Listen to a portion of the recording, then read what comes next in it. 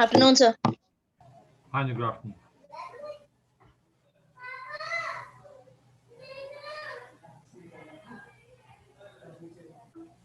Any doubts to anyone in whatever we have covered till date?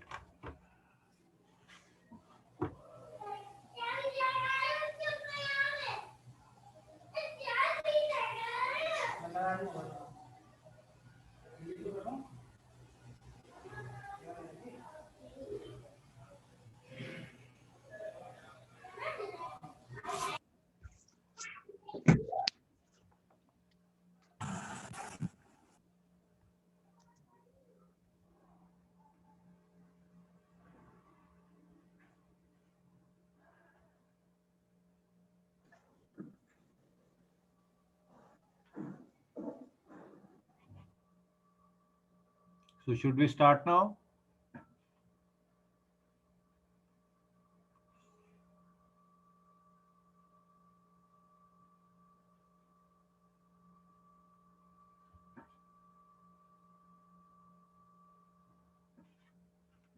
Sir हाँ जी. Sir sir audio नहीं आ रही. Audio नहीं आ रही है? हाँ, अब आ रही है सर. ओके. हाँ जी. Sir. Am I audible now? Yes sir. Okay. हाँ प्रशांत, what is your doubt? Sir एक बार ऑर्डर ऑफ मैग्नीट्यूड थोड़ा समझा दो सर. अच्छा, orders of magnitude. Okay. Wait for a second.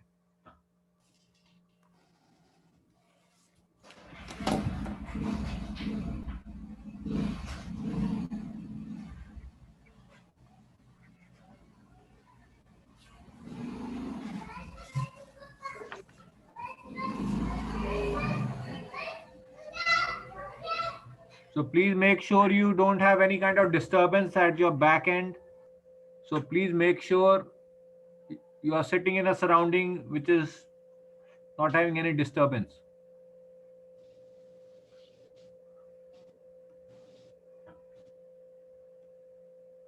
So orders of magnitude essentially is a very handy concept which helps us to simplify the analysis. Orders of magnitude means it is not twice, thrice, four times. It is change happening with the power of some exponent here, and exponent here is 10. So 10, 0, 10 raised to power 1, 10 raised to power 2. Say, for instance, if I say, do you know that living beings, what is the typical order of magnitude of the age of the living beings that you see around? What is the typical order of magnitude of the age of all the living beings, say trees, then say animals, then humans? What is the typical order of magnitude of the age? 2. Typically, it can range from at the max from 100 to say 300, maximum 300, I can say. Yes, sir. So what is the order? 1 into 10 raised to the power 2, and this is also 3 into 10 raised to the power 2. So order magnitude is typically 10 raised to the power 2. But had I written like this, what is the order of this? 900. What is the order of magnitude 900? 9 into 10 to the power 2. So this could be similar like this. Yes, sir. So this is an important parameter. For instance, if I ask you, find out the age of Earth, find out the age of universe, find out the age of sun. So what are the orders of magnitude of these? What is the order of magnitude of age of universe? What is the age of universe? In orders of magnitude.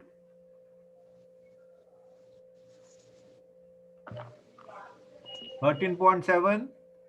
What should I write down? Billion years. 10 raised by 9 years. And now you compare the age of living beings, what we see.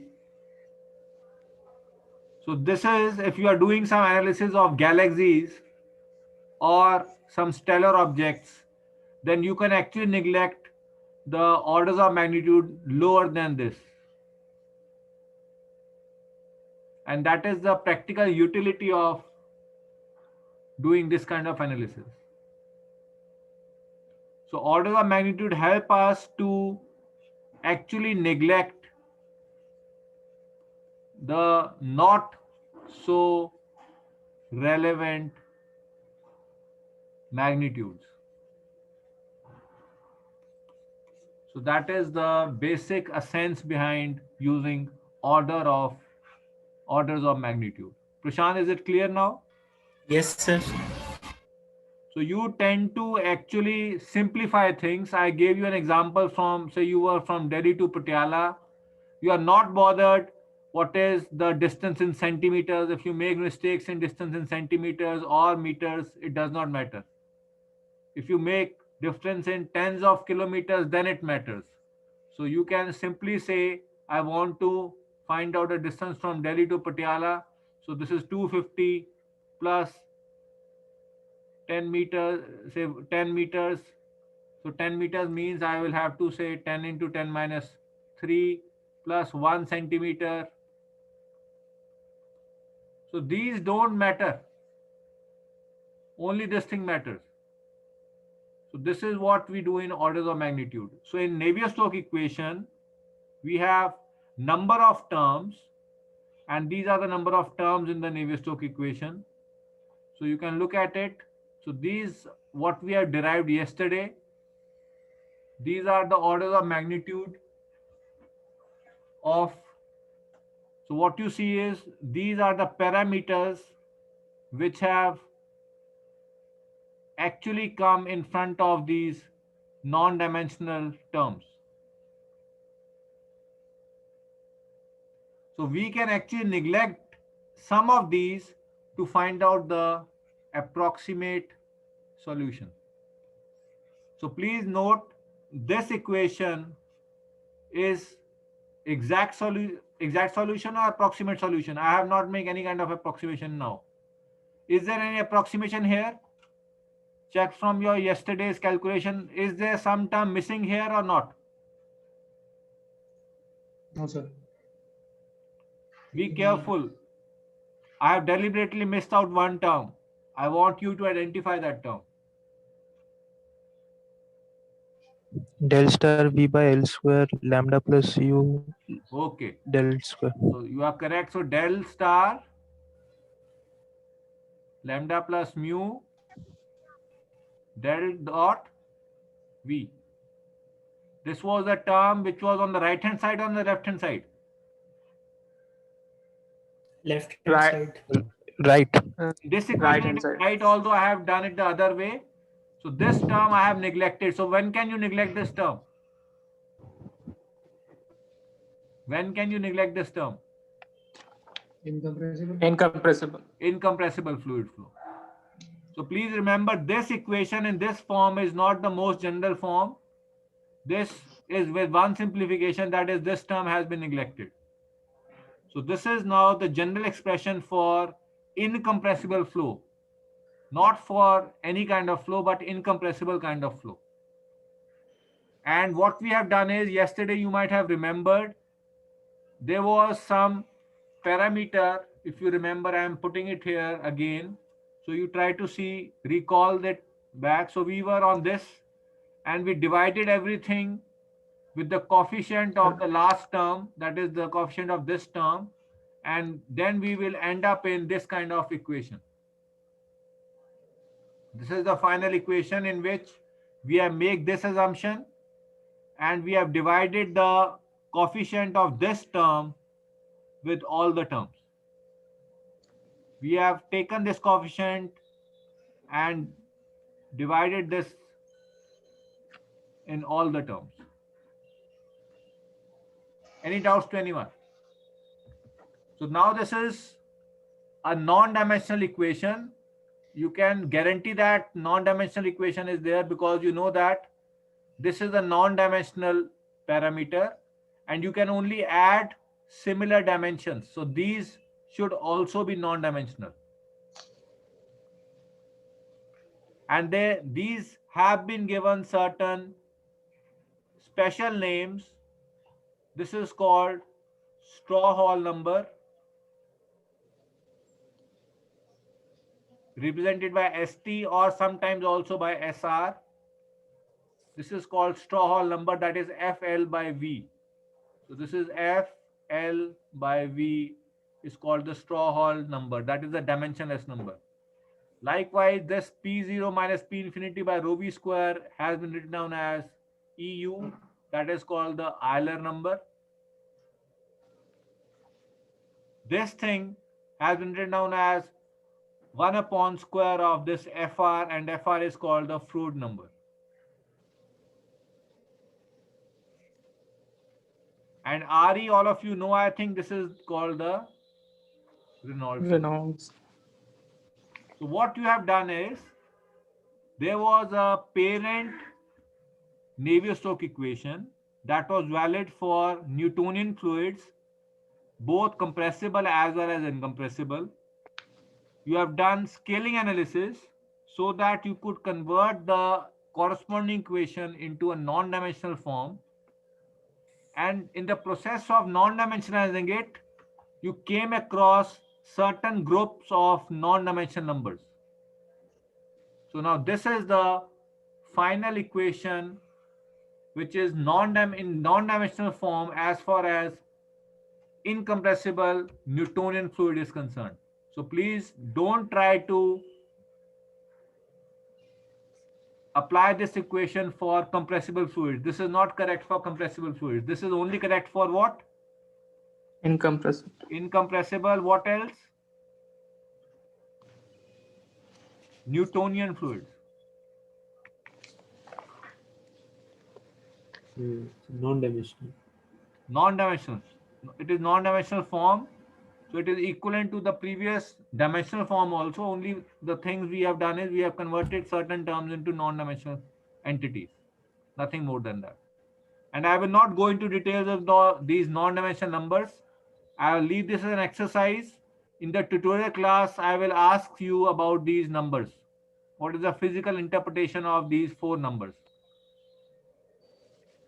So please remember this. I want from your side what is the physical interpretation of these numbers. As of today, you need to remember just that these are non-dimensional numbers which are important as far as fluid flow is concerned. Now this is the most general form as far as incompressible Newtonian fluids are concerned. We could approximate this equation depending on what is the magnitude of various non-dimensional numbers. First of all, what is the order of magnitude of this, which I have highlighted in blue? What is the order of magnitude of this? Curly V star by curly T star. Order of magnitude.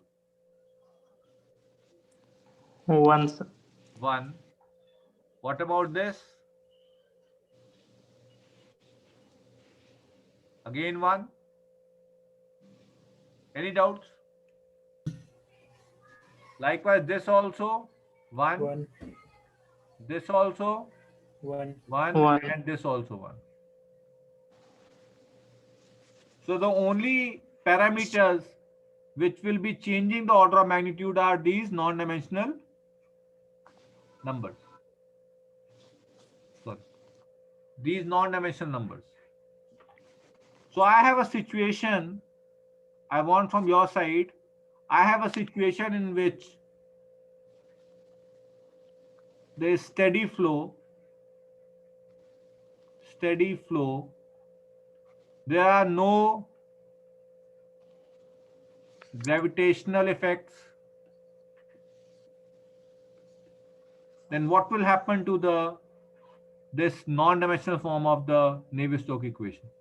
What will happen to this equation? What does that mean? If it is steady state, which terms will be steady state? Which term will go to 0? So first term. This term. And what about, say there are now no gravitational effects, which term will go to 0? Sir, fourth term. This term. The fourth term. Rounding. Yes, sir. Clear? What else? This is of order of magnitude unity. What about the other two terms? Which two terms are left? This term and this term. Reynolds. So what do you know? Now please be careful in that. I'm writing down here what terms I have left with.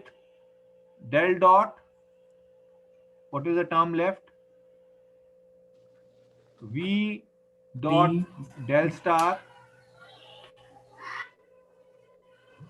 into V star. star is equal to what? Euler. EU. Euler Del star. del star And into P star. del star into P star. Negative. Negative, I have already put negative sign, plus 1 upon Reynolds number. What Del is- star. 1 upon Reynolds number. Del star square. V star. V star. Now this order is unity. This order is Unity. this order is unity. So what does that tell you? What should be the orders of these? What should be the orders of these? These should be comparable or not? These should be of same order or not? Euler and Reynolds. Yes, sir. Same order. Because No. it needs to be of same order, because say this was 100, so this was 1, this was 1. What does that mean? 1 upon Reynolds number and Euler number should both be equal to 100. 100. So that is their order should match. So what does that tell you? Euler minus is equal to 1 upon Reynolds. What is Reynolds. Euler? P naught minus P infinite. Order upon is rho. same, so I may not take this sign first. I am only comparing the orders. I am not writing down an equation. I am comparing the orders. So orders means P0 minus P infinity by Rho V square. rho V square is equal to Mu upon rho VL. mu upon rho VL. So I should not write down equal to, I should write down there of same orders of magnitude. So what does that tell you? P0 minus P infinity should be of order of what? Mu V upon L. L. So this kind of scaling approximation is called creeping flow approximation. Creeping flow approximation, or this kind of flow is also called Stokes flow or low Reynolds number flow. Can you think about any practical situation in which you see such kind of a flow? And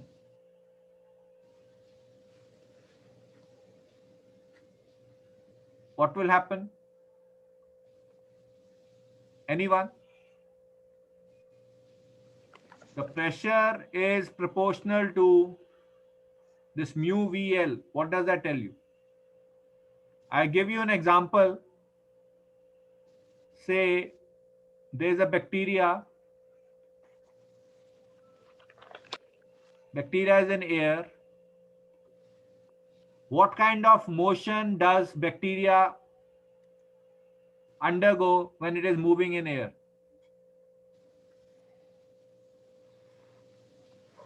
What is the viscosity of air? What is the viscosity of air?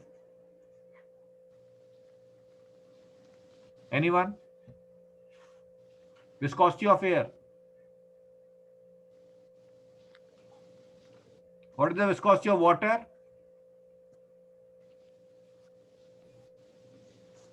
Sir, viscosity of air 1. What is the viscosity of air? 1.8 into 10 to the power minus 5 1.8 10 minus 5. This is at what kg. temperature? Sir, at 15 degrees 15 centigrade. degrees Celsius. 15 degrees Celsius. Okay. So what are the units here? Kg per meter second. Kg per meter second. So this is the viscosity. And bacteria, what is the typical size of a bacteria? Yes, sir. What is the typical size of a bacteria? Sir, few microns. Few microns. What will be the Reynolds number? Rho VL upon mu. So mu is very small. Yes, sir. What about L? What about L? ये भी microns में ही है. ये microns में है. What about density of air? It is 1 kg per meter cube. Yes, sir. Yes, sir. What about velocities? Very low velocities. Yes, Low. sir. Yes, sir. So what does that tell you? If this was a bacteria, this has to move, say, a distance of this magnitude. Will this journey be smooth, or the bacteria has to do lot of effort? It will be smooth, sir. Why? Why? Say, I give you an example. You were running. So you were running. You want to run for, say, this distance. Will you cross this milestone or not when you are running from a very distant place? You always say you have marked some milestone. You might have seen races. Whenever there is finish line, the athlete crosses this finish line and end up after certain distance. That all of you have seen. Yes, sir. Yes, sir. Why does this happen? Momentum. Momentum. So there is inertia in it. Yes, sir. What about this particle? Does it have any inertia because its mass is very low? So it doesn't have any kind of Inertia. inertia. Sure. So to continue, it will have to make continuous effort to move even a small distance, because we take advantage of our inertia.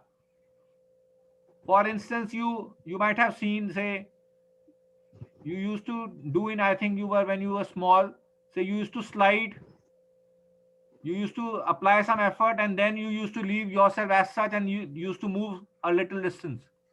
So that was due to inertia. So inertia used to take you to a distance in which you didn't do any kind of effort. That was simply due to your mass. You might have seen when you throw a tennis ball and when you throw a leather ball, which ball goes farther if you apply the same force? Tennis. वो leather ball.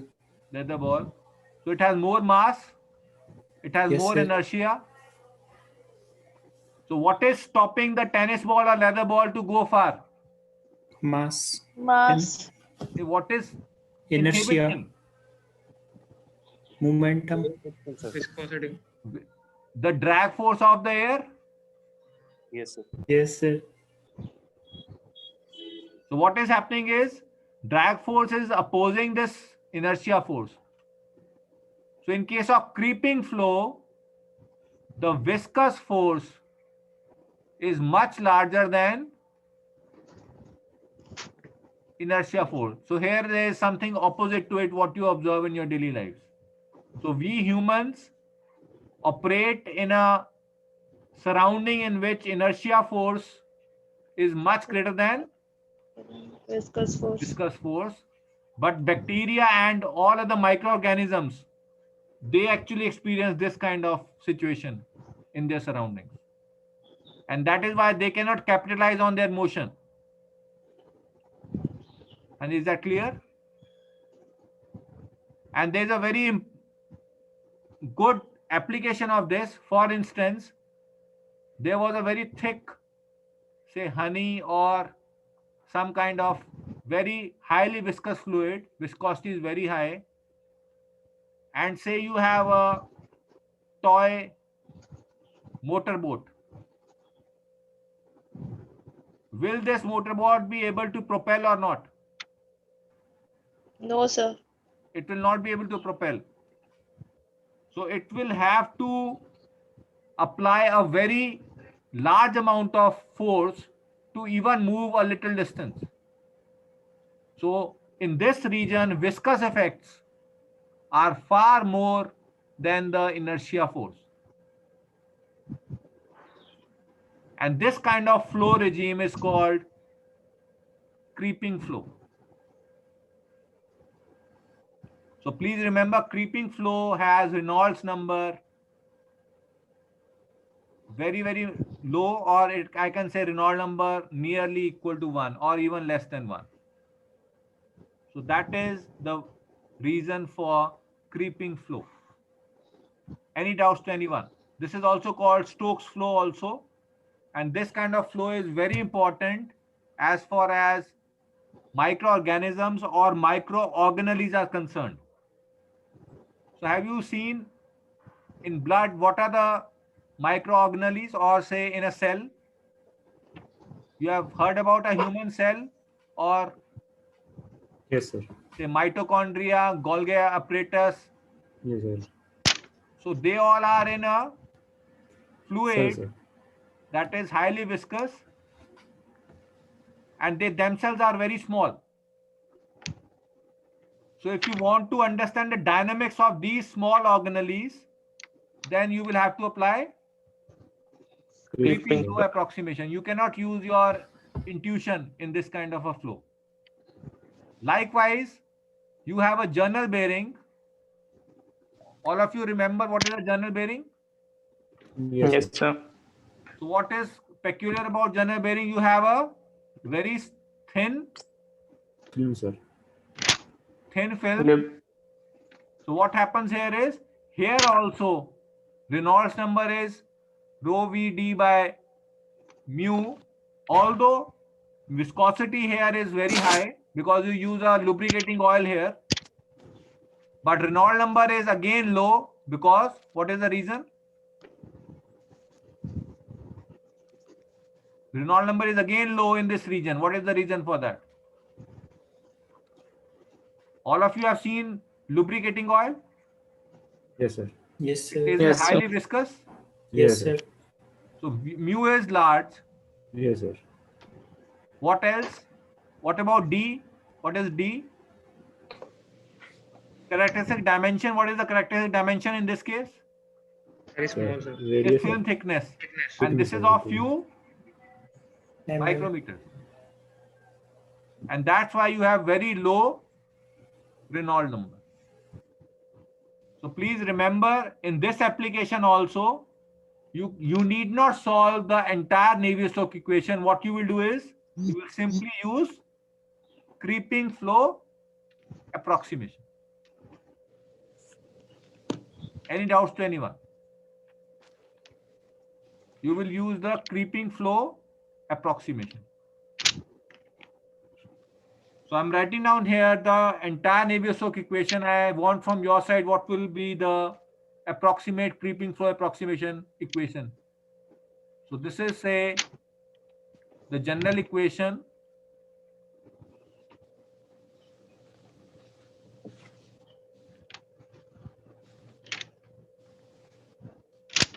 So please correct me if I am writing down something wrong.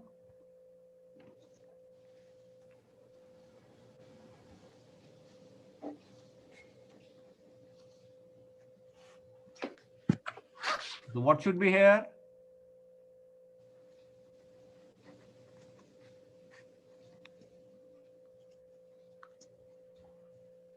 So which term should go to 0?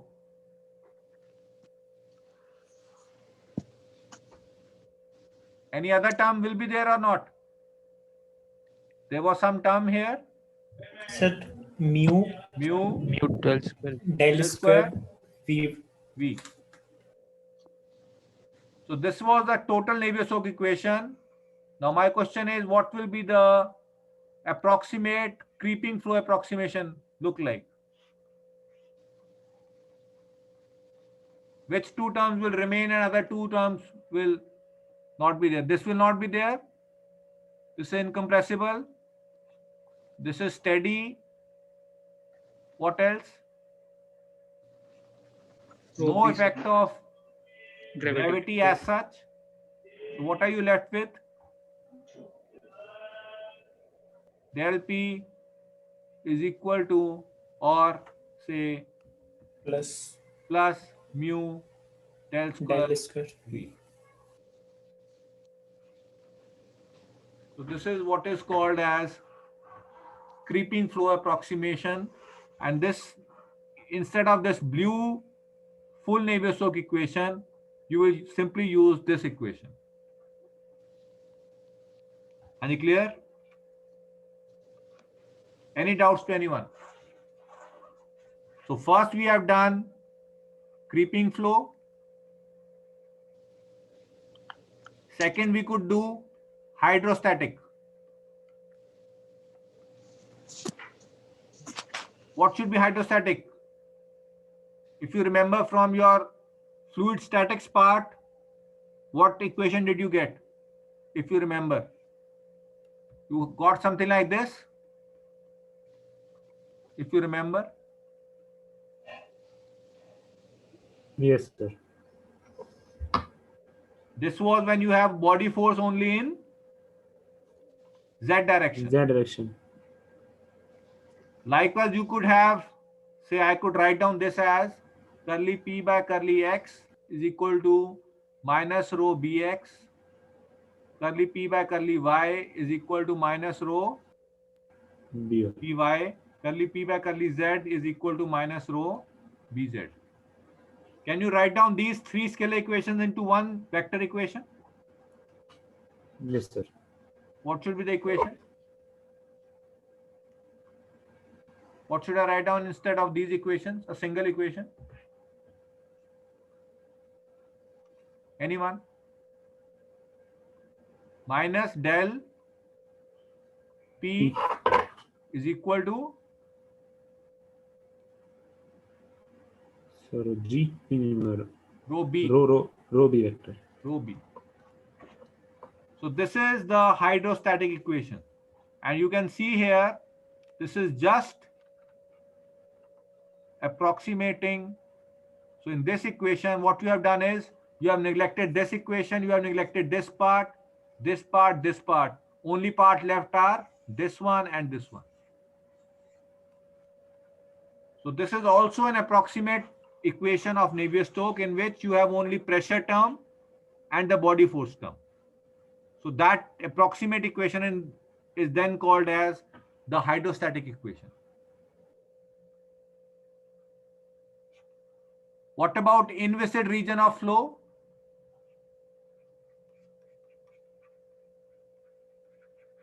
Inviscid region of flow. Which terms should be neglected or could be neglected? Which terms could be neglected in case of incompressible flows? Sayyid. For incompressible, For incompressible flows, if I want to write down an approximate equation for inviscid region of flow, which term should I neglect? Mu del square V Mu del square V. So you need to neglect this term. Anything else? and the second term. Which second term? This one. Yes sir. This one. So then you get which equation, if you remember? Euler equation. Euler equation. You remember this equation? This was the equation in which surface force only had which force?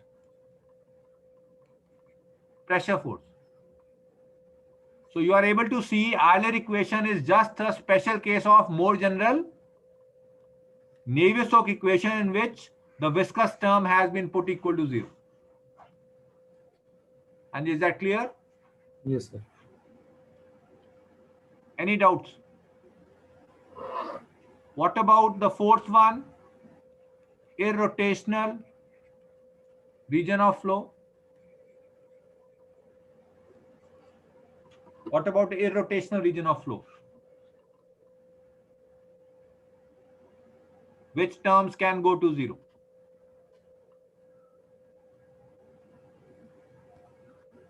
Which terms can go to 0? Do you have something clear cut here?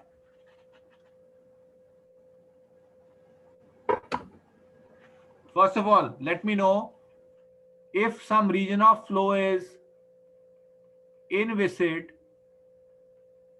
does it mean that region is also irrotational or not?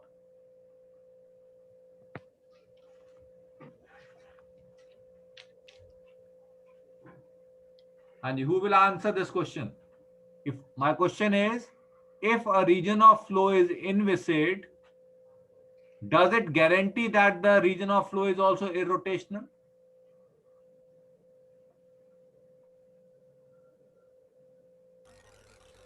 How many of you got the question, what I am asking? Pulkit, Yes, sir. so if a होना चाहिए. region of flow is inviscid, does it guarantee that the region of flow will also be irrotational? Yes, sir. Why? So Answer is viscosity no. absent enough, sir. Viscosity is absent. So this is my follow-up question. If the region of flow is irrotational, does it guarantee it is inviscid?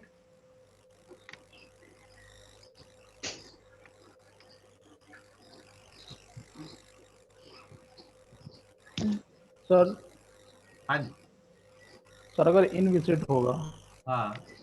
तो रोटेशनलिटी होगी ही नहीं sir, क्योंकि अगर viscous force major component है जो रोटेशनलिटी create करता है. हाँ, लेकिन अगर मान लीजिए ऐसे बोलूं मैं, ये देखो यहाँ पे से I am drawing the top view of a channel, जो आप you might have seen a canal. Yes sir. So in canal, these are the two walls. If you see the top view, okay. and fluid is flowing. So fluid is flowing in this region. Sorry, fluid is flowing in this region. Okay.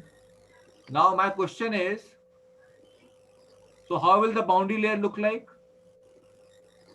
ऊपर no slipping condition, नीचे no slipping condition. The boundary layer will be somewhat like this. Yes.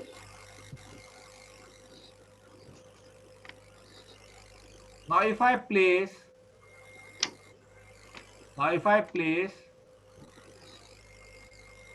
something like this cross,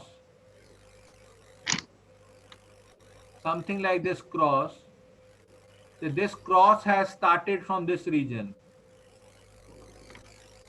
As it moves along, if it moves along in this direction, that is in this along streamline, will this rotate or not? Cross will rotate, sir. Cross is not in the boundary layer. Will the cross rotate or not? This is a cross. This is No, rigid sir. cross. Will it rotate or not? No, sir. Sir. It will rotate or not? No. No, sir. If this happens to be in this region, say the cross was somewhere here, it started moving in this direction. Will it rotate or not? Yes sir, ये तो rotate करेगा In which direction? Flow के direction में sir. Rotate in clockwise or anti-clockwise direction? Anti-clockwise. Anti-clockwise. Anti-clockwise. So you know that if I have this cross here, this vertical leg, this part will have higher velocity and the velocity will keep on decreasing. So it will rotate Yes. in Anti-clockwise. anti-clockwise direction. So this region of flow is what? This is also viscid Rotation. and also Rotation. rotation. Rotation. And clear? What about this region? This is inviscid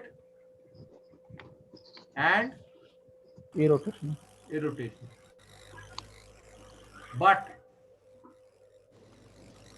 say this was inviscid and you had some magnetic field here. And this was a ferrofluid. Ferrofluid means you have some ferromagnetism in the fluid. So changing magnetic field can actually rotate the fluid element.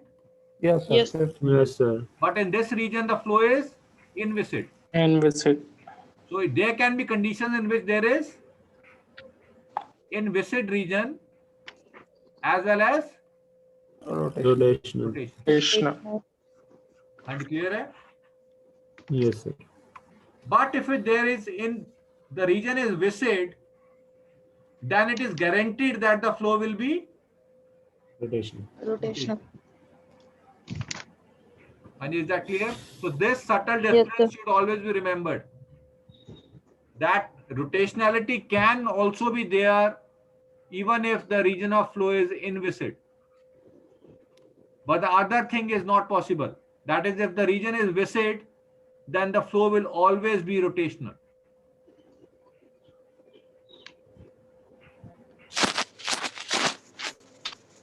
Can this statement be actually made incorrect? Which statement I have made? Somehow, if you apply magnetic field in such a way that the torque due to viscous effects is exactly cancelled by the torque due to magnetic effect, then also what can happen here? irrotational Irrotational. So please be careful. I have made a sweeping statement, but this sweeping statement could also be actually denied if I have somehow made a magnetic field exactly opposite to the viscous effect. And that should be kept in mind. So when we say in viscid region, that is in region in which viscous effects are there, the flow will always be rotational, then this is only conditional. The condition is there are no Magnetic field. magnetic field. Any clear? Yes, sir. Yes, sir. Now I'm coming to two concepts. I think you are already conversant with it, that are important as far as irrotational and inviscid region are concerned. So what is, I think you have heard about stream function Yes, sir. and potential function. So how do you define stream function?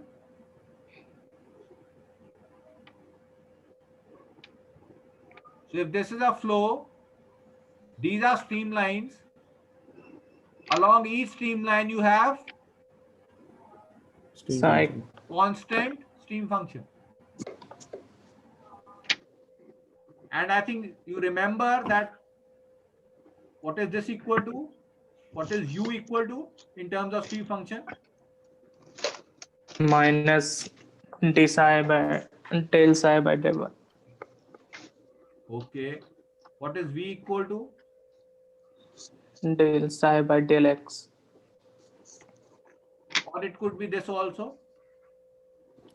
I could write down in another manner also, that is u is equal to curly psi by curly y, and v is equal to minus curly psi by curly x. From where has these appeared? ये आए कहां से हैं? And why they are defined in this fashion?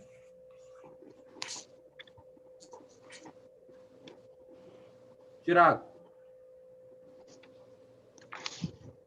why do you define u and v as these derivatives of psi? Why?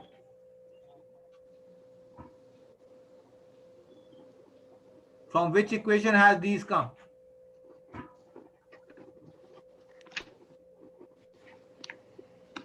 Haji. Anyone? Continuity equations. Continuity equation. So you are correct. So continuity equation tells you what? Two-dimensional continuity equation tells you curly u by curly x plus curly is equal to 0. Yes, sir. So you are just expressing u and v with some other function, and you want that when you express them with those functions, they should actually get cancelled out so that you get a 0. So that is the only premise behind this psi. That is the mathematical derivation of this.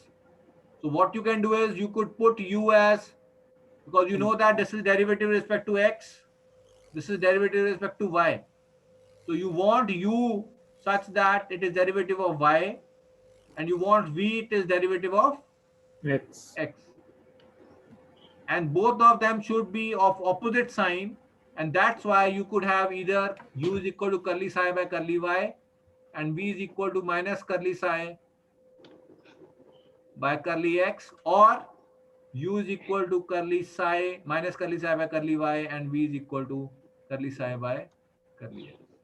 So both of these combinations actually satisfy the continuity equation. That's why both are valid. And you clear hai? Any doubts to anyone? No, sir. And what about the potential function phi? How do you get this potential function phi? You know that for irrotational flow, what do you know? Curl is, or vorticity is 0. 0. That is del cross v should equal to 0. And one thing more you have learned from vector calculus, that is divergence of what? Gradient is always 0. 0. Curl of gradient is always equal to 0. Why it is so? Anyone? Why curl of gradient is always 0? Anyone? Why curl of gradient is always 0? Curl of gradient is 0. Hanji? Why curl of gradient is 0 physically? Mathematically you can prove it. What does this gradient of a function represent? The direction of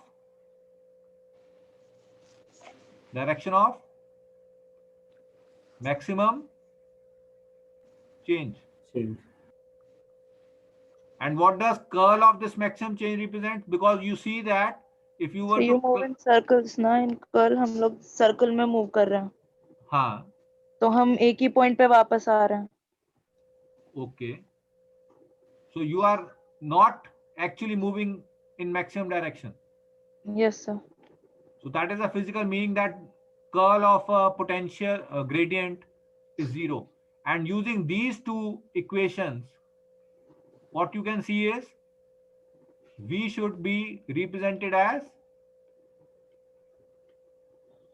gradient of phi, and this phi is called velocity potential.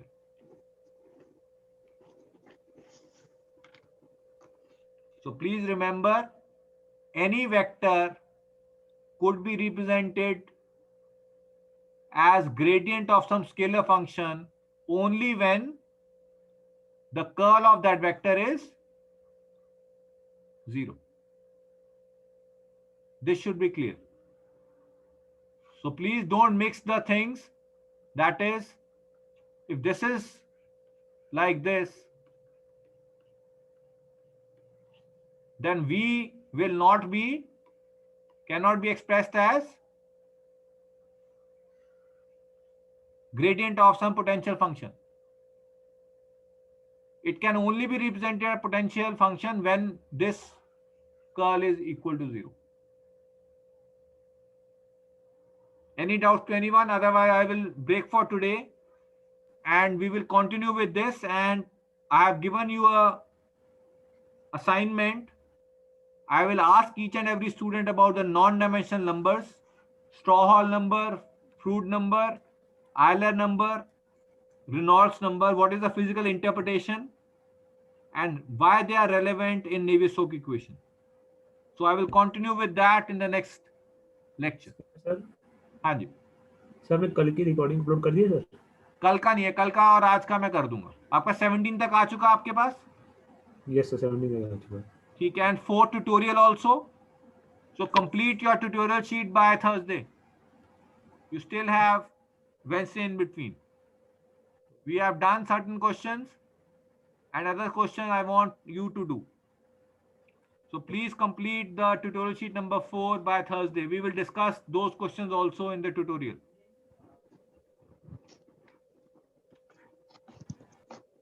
Thank you, sir. Okay. Okay sir.